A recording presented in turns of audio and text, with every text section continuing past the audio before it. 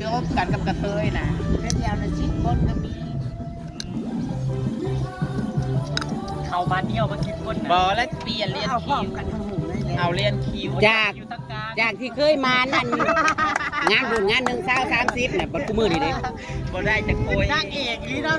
บ่ได้จะคุยอีกแน่ๆกันแบบนั้นอายุหลาย แล้วมีความรู้สึกอะไรน้อยเนื้อ มัน น้อย บ่มีอารมณ์ทางเพศคือตอนเป็นกระเทยวัยรุ่น และน้อยเนื้อตามใจบ่ บ่ได้น้อยเนื้อตามใจเพราะว่าเขาก็กินอิ่มเลยฮะเด็กความมา ก็ยังคล้ายยังหูอยู่ว่าอิ่ม ซึ่งว่าอิ่มแล้วก็เขาก็เท่านี่แหละอารมณ์ทางเพศเขาก็คือจังบ่มี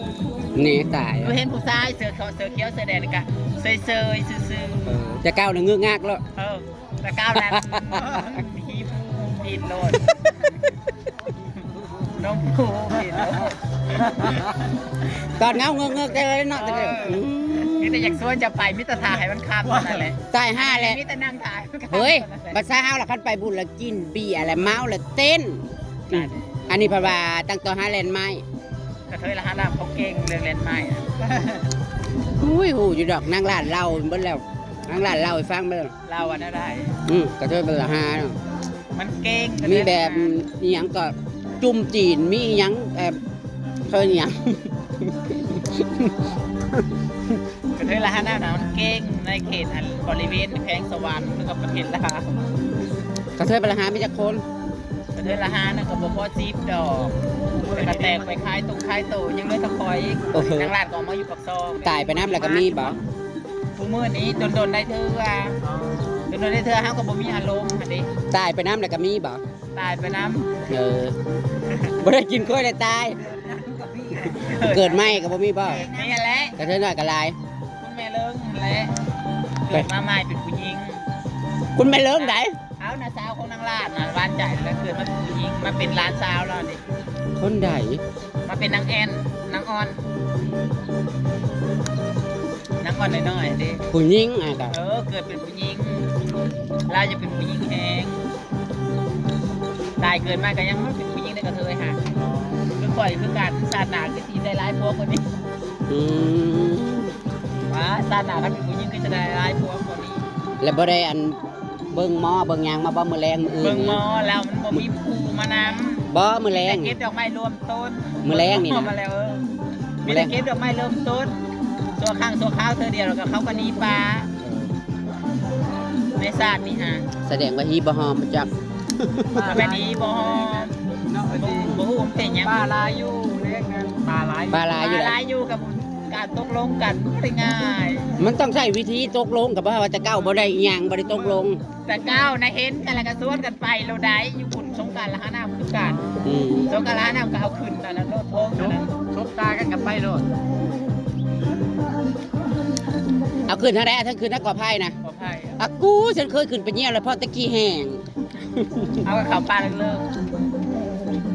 นาง ๆ ตั้ม ขึ้นเยี่ยมแล้วก็จับ นางตั้มดอกนางผมมา ข้าวปลาเราได้ นางผมขึ้นไปเยี่ยมอยู่พูดหยังเห็นดี เขาคือสิง่ายขนาดนั้น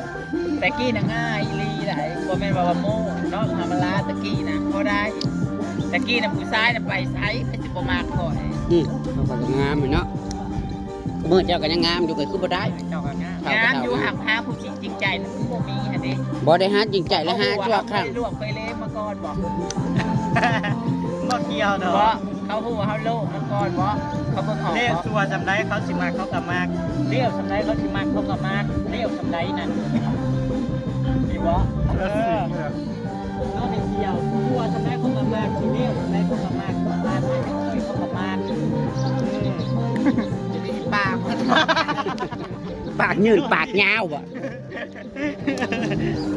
สาวงามเมืองละหาน้ำนะจ๊ะคำขวัญบละหาน้ำมีคือหยังคะ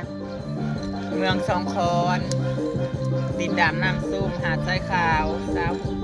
บุญคุณล้านขาวสาวผู้ไทยไหวพระธาตุอุโมงค์นินควานสาวเมือง อันนี้คำขวัญเมืองสองคอนสิ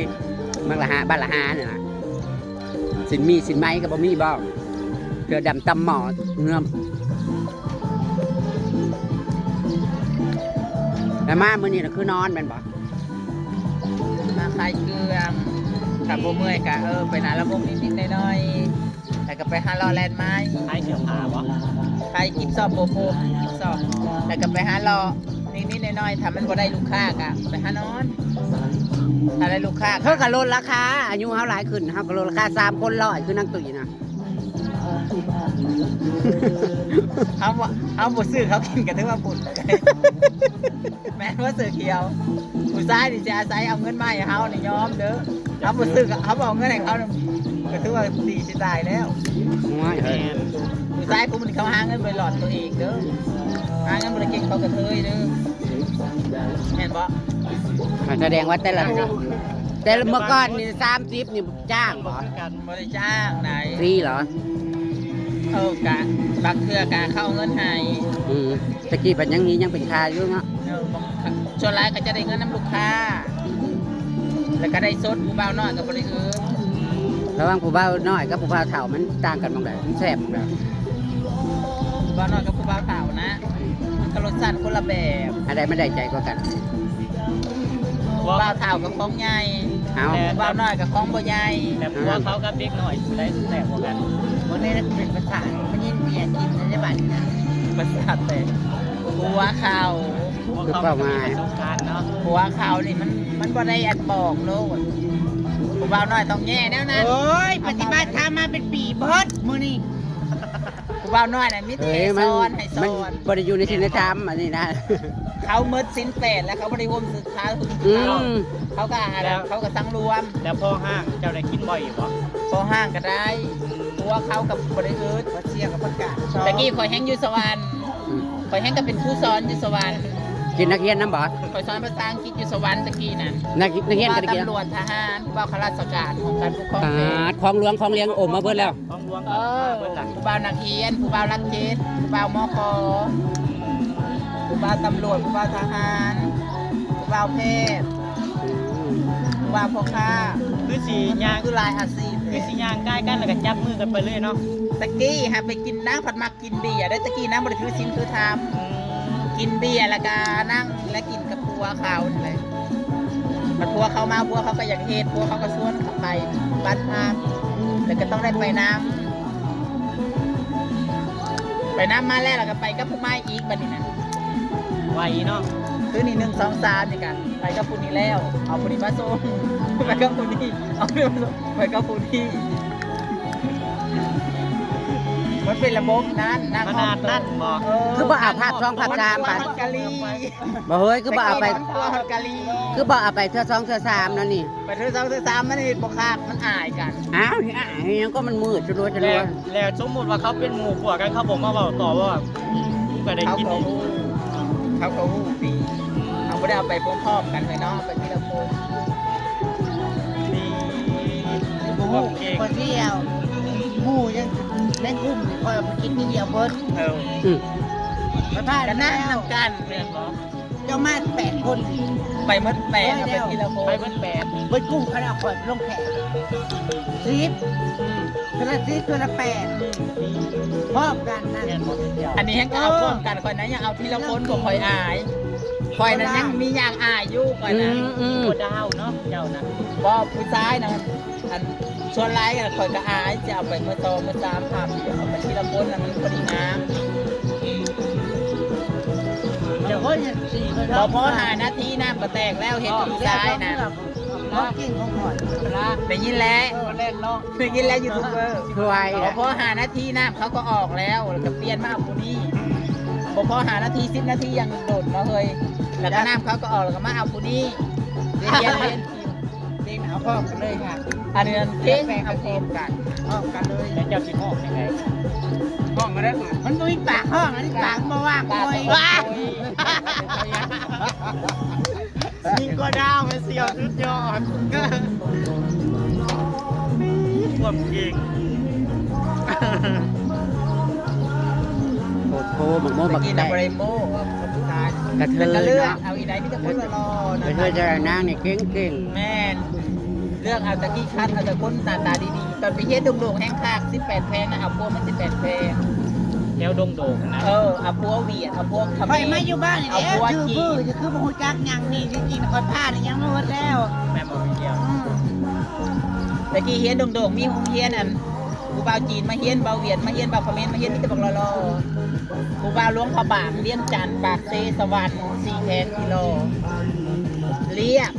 ผู้บ่าวสารวัตรนั่นแทบสิบ่ได้คอยบอกเขาคนรอหน่อยได้แดงคอยมีแต่ เบิร์ดซิดบ่าวสารวัตรเนี่ยเบิร์ดซิดจ้า เซโดนะคงเซโดนั่นรอกงงู สารวัตรนี่บ่เคยได้เลยบ่ ลูกเฮียกูเฮียกล่าวได้บ่าวโมได้ผู้บ่าวเก่าคอยเราเฮียนจิตศาสตร์ จักไหน บ่าวโมน่ะผู้บ่าวเก่าคอยเลยค่ะแล้วเป็นงานเซี่ยวของอ้ายมู่คอยโมนะแล้วก็คอยก็เป็นแฟนกับเรา แต่ก่อนจะไปแถวเมืองตุ้งบ่อยเลยเนาะ เพราะว่าคอยไปส่งดุกยาเกียวกับไปตอนยาเกียวตายอันนี้แล้วอันรถแสลกพี่อยู่ในภูตายเมืองคงนะเมืองผู้บ่าวเฮาแข่งสารวัตรนั่นก็ได้เมืองสารวัตรน่ะผู้บ่าวคงเฮียนส้นข้าวมาเฮียนอยู่สวรรค์อันนั้นยายก็บอกนะยายจะได้เท่าแขนสารวัตรนะให้โหญาติเขาจึงไปได้ บ่าวสารวัตรกับบ่าวใหญ่บ่าวเอิ้น บ่าวเวียดนึงเขมรนึงจีนนึง กูมือนี่เล็กน้อยที่ไม่ยังร้ายได้แถวนั้นน่ะ เพราะตอนสมัยคอยเฮียนนะตอนนั้นยังว่าดาวมหาลัยผู้ชายที่เป็นแขวงเลือกเอาบอกได้รอกูมูในมหาลัย สุดยอดเก่งมา เลือกเอาผู้ชายน่ะเยอะแยะนักเรียนนักศึกษาจุกดงโดปริญญาตรีประธานสังคม เก่ง อยู่5 ปีนั่นพัวนั่นจนว่าเมื่อยเขาว่าคันตาสนุนสิบล้อก็ได้หลายคันรถแล้วก็เปลี่ยนได้ เรียนจบแล้วบ่ได้ต่อ โซนตอน4-5 ปีก็ออกจากข้าราชการเงินเดือนล้านหามันบ่คุ้ม ออก แล้วก็ อ ไม่ อก เห็น จากข้าราชการแล้วมาเป็นแม่จ้าง บ่ได้เป็นแม่จ้างมาเป็นแม่ค้า อ๋อ ตะกี้น่ะก็บ่ได้จ้างดอกกับฟรีดอกตะกี้ก็ แล้วกูมือในจ้างแน่บ่จ้างแน่ บ่ได้จ้างเขาให้ก็เอาเงิน บ่แล้วหาเดี๋ยวได้จ้างเขาเดี๋ยว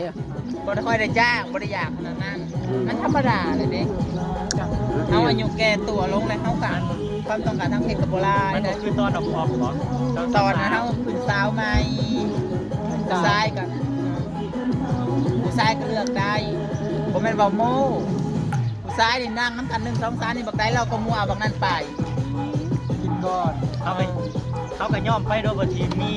หยังเลยบ่ อ้าวเฮากับมีเฮากับอันน่ะเฮาก็มากบางนั่นเลยเนาะ มีเทคนิคมา มีเทคนิคบางนั้นเรา ตะกี้น้อยไปเฮียนจบลงดู แต่ว่า1 2 3นี่ผู้นี้เราก็มุกเอาผู้นี้ไปนี่มุกกาไป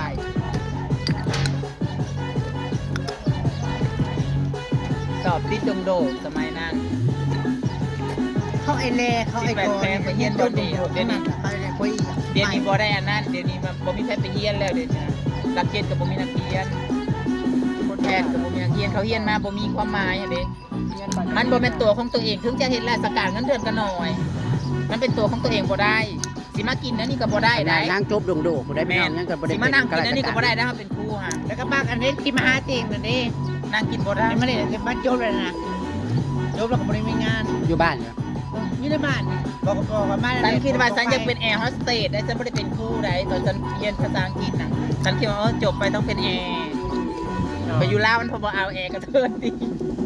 อยู่ไทยจะเป็นได้ไหน เป็นได้ นางใหม่เป็นอันนางมิทิฟนี่ก็ได้เป็นแหมอยู่ไทยอะพันเอาอยู่ลาวนะมันพันเฮียนไปทีมละล่าอันนี้ผู้หญิงผู้ชายเขายังออกข้าราชการลา แต่เสียดายเนาะไปห้ามไปเฮียนมา แต่ว่า เสีย ต่ ดา อย ไปนี่เขาต้องการคู่ลายคู่ขาดดิเงินเดือนพันน้อยเป็นแพทย์พันเฮ็ดอีกกระตุ้นเงินเดือน5 ล้านกูได้เป็นแพทย์อันดีกว่าคู่ได้เงินเดือนน้อยเดียว พูดจักรล้านเดียวนี่ถามว่าเขาคืนให้ คืนให้แล้ว2 ล้าน การแรก คอยก็ได้2 ล้านคอยซ้อนทิพย์ปัญญาปีกายนี่คอยก็เอาเด็กน้อยเรียกเด็กอนุบาลปีกายนี่ได้2 ล้านก็ยังแบบเก็บเสร็จกันนาที ไม่คุ้มเนาะ สีเอาทองบ่ เ